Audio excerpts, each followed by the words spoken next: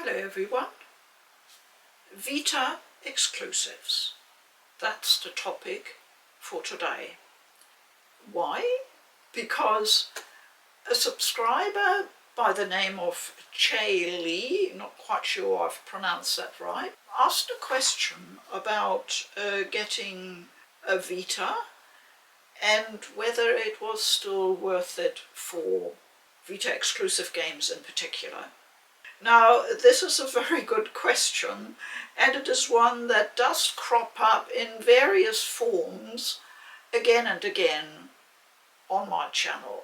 At first I thought, yes, I can answer that one quite easily and quickly, and I just went to my shelf and thought, yeah, Vita exclusives, and then I started pulling games off the shelf and I thought, oh my goodness, this is going to get more difficult, and there's such an awful lot here that I really need to talk about. There are quite a few issues around Vita exclusives. As you're probably aware, fair number of Vita games have been ported over the years to other platforms, so I thought there wouldn't be many true exclusives left. That's not entirely true. Also, we have the interesting situation that there are games which we would say technically are not exclusives anymore, but the availability on another platform is either so limited or not very significant, or just offers something completely different from the Vita, that I still think it's worthwhile looking at those as well. So I've basically split my pile into true Vita exclusives and then into what I call non-exclusives that are, however, still interesting to look at. Please note that I'm not making any comment about the quality of the game just by picking them. That's not my intention, although I will talk about many games just a little bit. But at the moment it's just what are the true Vita exclusives left. Is it worth still getting them and getting a Vita to collect those games? Now, I've made a start and I've only looked at my own physical games. There's of course a whole catalogue of digital games to consider as well, and I haven't even started on that yet. That's obviously a topic and a video for another day. I won't even get through all the physical ones. I had to concede defeat after, spending at least a couple of hours on making a list and compiling them. So we'll see how far we go today, and then I'll just have to keep going with this until I've covered everything, I suppose. So I've got quite a few notes here that I will need to consult in between. So please excuse me if I read off a sheet, but sometimes that is necessary. True Vita exclusives that have not, to my knowledge, ever been ported to any other platform that is currently available. Now, with the Vita exclusive, it pays to look at the launch games, because those were ones that actually often did not receive the porting treatment. And the first exclusive is My Katamari. Some of my games, you will notice, still have the cellophane wrap around them. That's simply because I have so many games in digital format as well, and if I don't need the physical copy to play it, I often leave it in the cellophane just for protection. So launch game My Katamari, I can't say much about it. I haven't played it much. I think I played it a little bit once. But a lot of people are very fond of it and regard it as a very fun and addictive experience. And I would think it would go down well with children, actually. So that's the first launch game that has stayed an exclusive. The other one is Uncharted Golden Abyss. The name will be familiar to about everybody. That is a true exclusive. It was never brought to any other platform. It is held in very high regard. The game is considered a really good Uncharted game in its own right.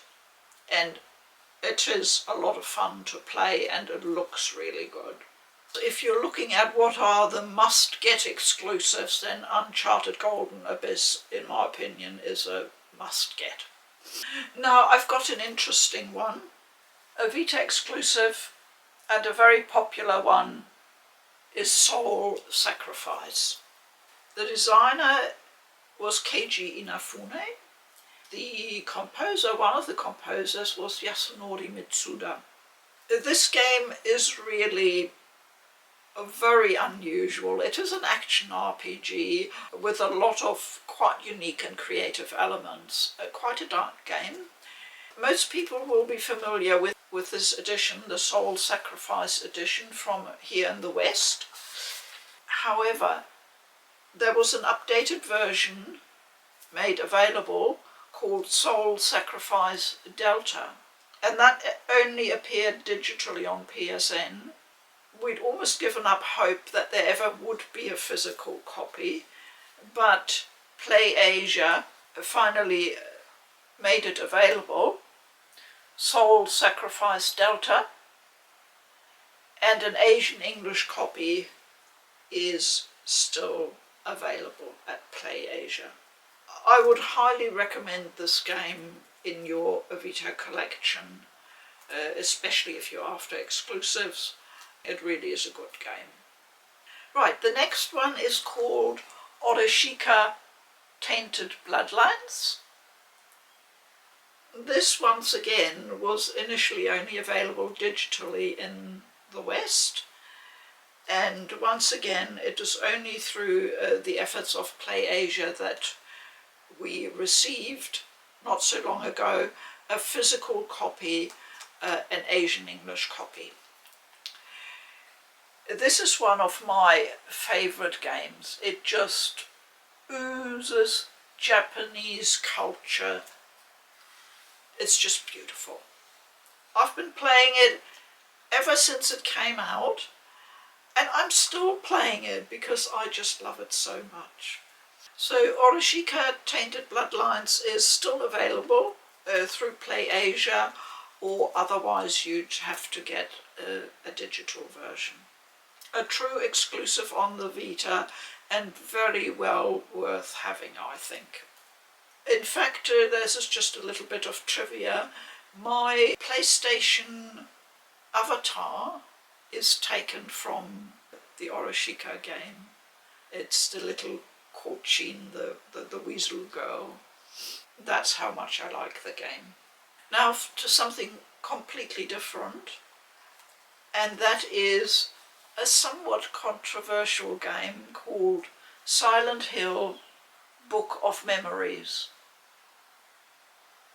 Silent Hill on the Vita, an exclusive? Yes.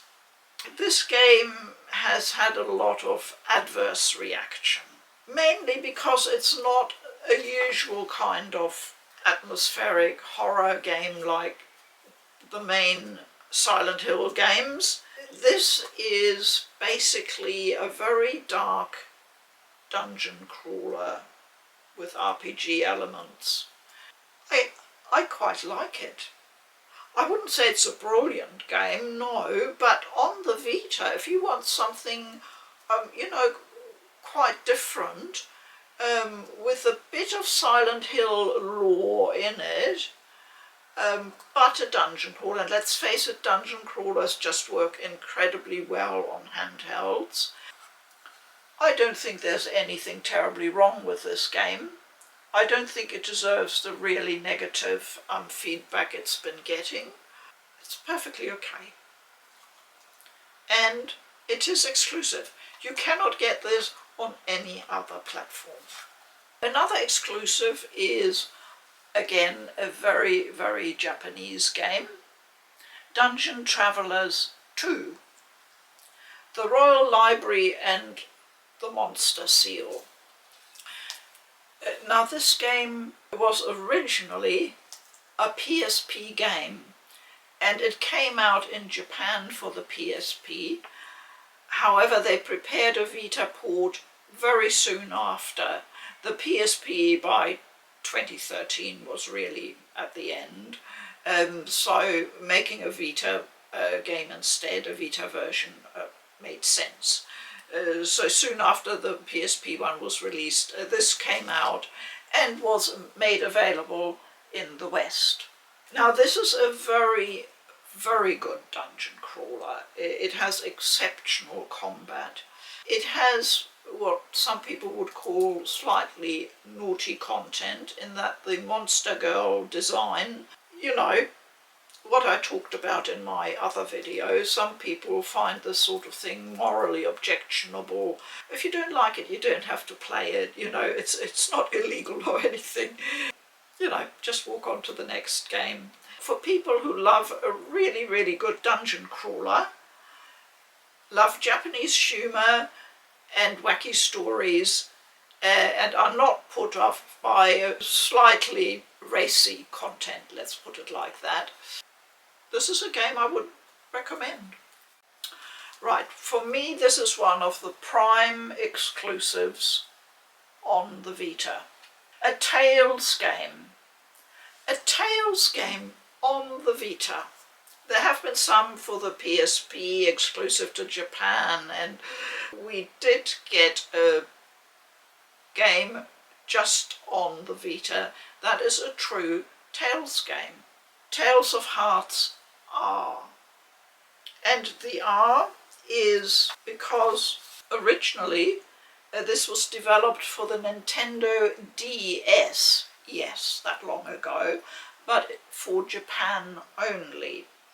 This was a complete remake of the Hearts game, featuring full voice acting for the main scenario, new playable characters, 3D graphics, new anime cutscenes, etc.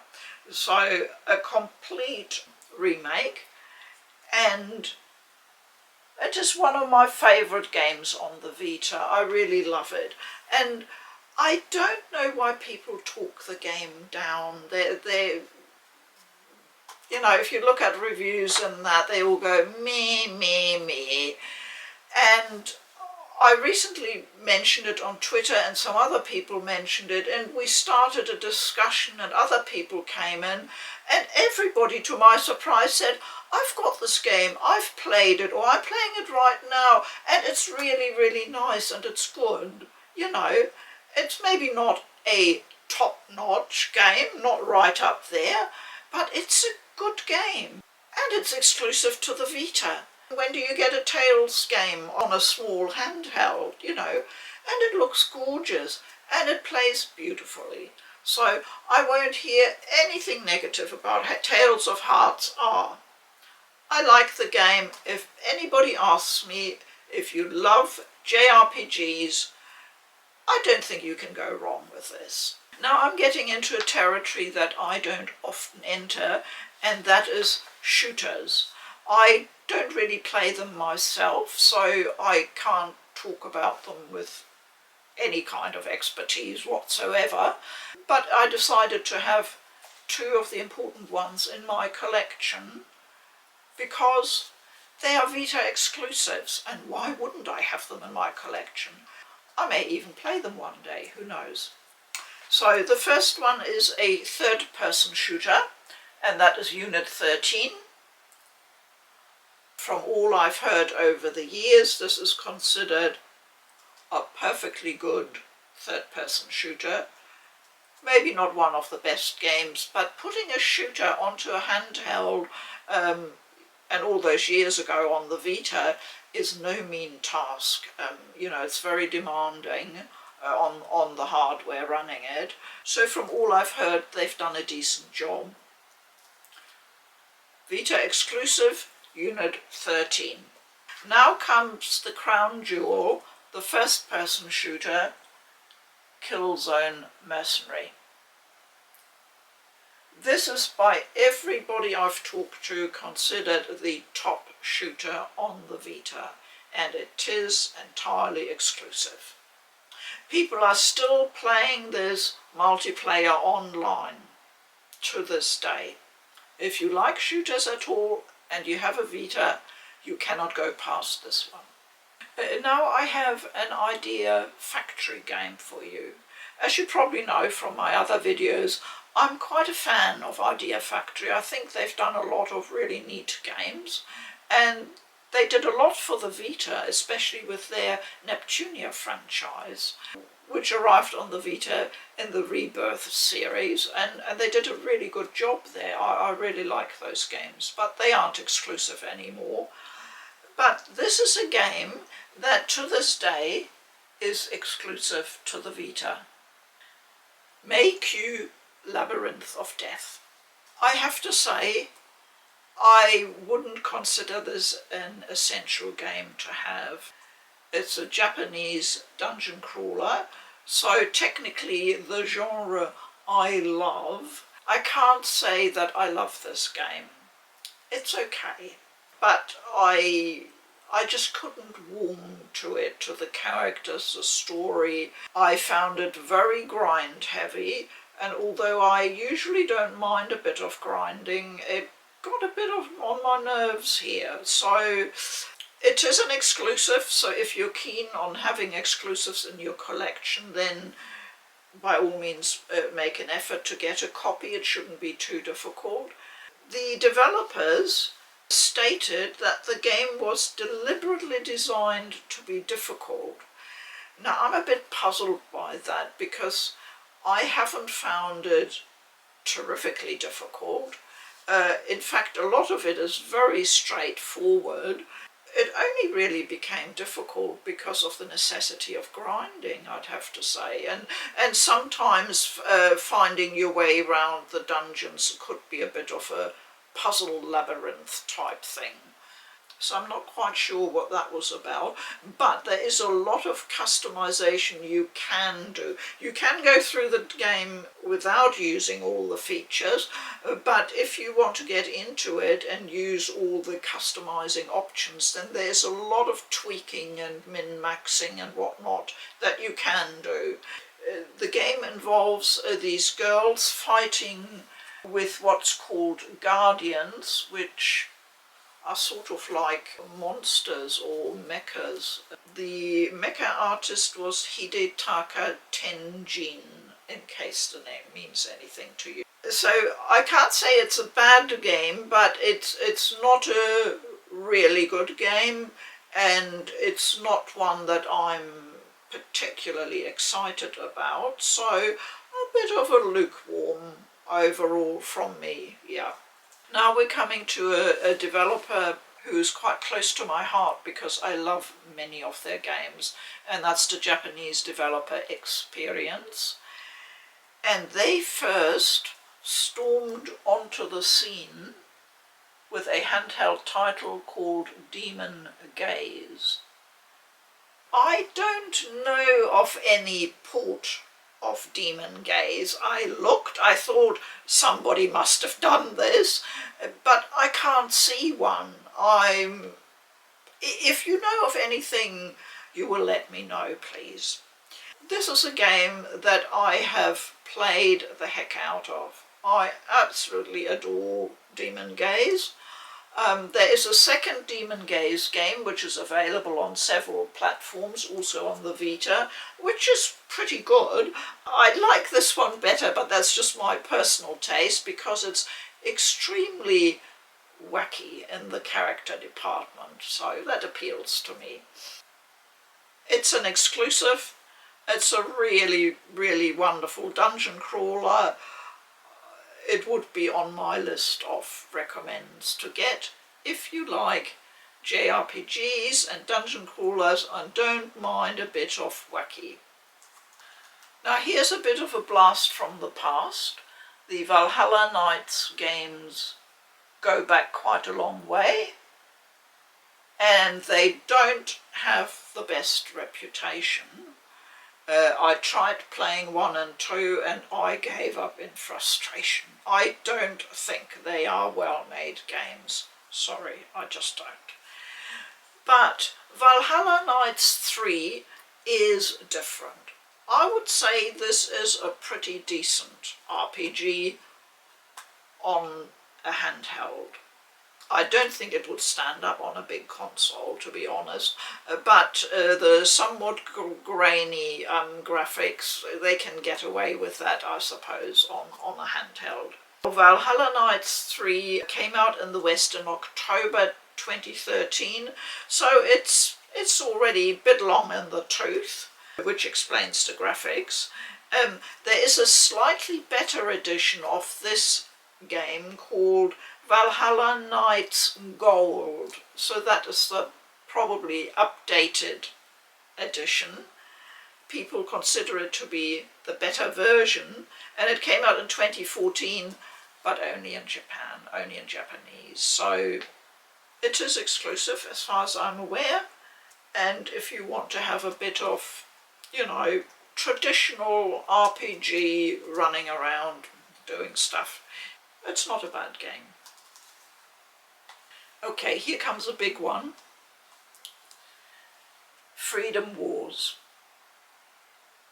This game has been treated criminally, abysmally. It is a good game. It's a game that tens of thousands of people around the world have enjoyed on the Vita. The IP has just disappeared in a big black hole. They've never ported it to any other platform. There was never any talk of a sequel. It's just heartbreaking, really. This is a really, really interesting game. I'm sure it has some flaws, but overall, you know, you have to admire the scale of it, if nothing else. You're basically trapped as a prisoner in a futuristic world where you have to fight with others in a group against terrible, huge monstrosities. I can't remember the name at the moment. They have a special name, and you have to bring them down using really interesting and unusual mechanics. This game can be played online, multiplayer, and in fact is recommended for certain parts of leveling up, etc. Freedom Wars came out in 2014. Copies are not difficult to get hold of as far as I'm aware. I've never had any problems. If you have a Vita and you don't have the game, go and rescue a copy of Freedom Wars and try it out. I would say the chances of you getting hooked are quite high. My last game for today is a real corker. Okay, I'm kidding a bit. It's a Muppets game. I know, but it is exclusive to the Vita. Hey, who doesn't love the Muppets? That's obviously a licensed game, and those usually have a bad reputation. But this one actually, while nobody says it's a brilliant game, it obviously isn't. It's a very simple platformer and it's got the Muppets in it. I haven't played it yet, but from what I've seen in feedback and reviews, it's not too bad. It should be perfectly playable and all right. If you love the Muppets, you might get a bit of enjoyment out of it. And I would say it's probably eminently suitable for children. So that's the Muppets Movie Adventures, an exclusive on the Vita, which any proud Vita collector should have. And with that, I'll finish for today my Vita exclusives. I don't think I've covered them all yet because I haven't reached the back of my cupboard yet. However, the next video I will look at some non-exclusives which are still worthwhile looking at because they're really basically Vita games and not that good on other platforms.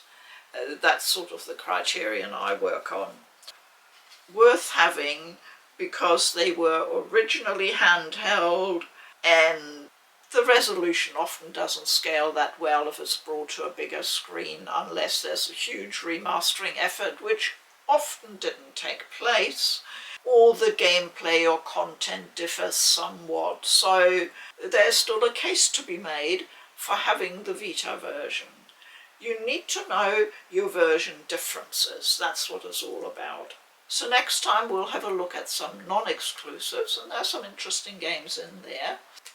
Thank you very much, Vita Faithful, for watching. I hope you found something of interest in here. As always, please keep well. I'm Food for Dogs. Bye-bye.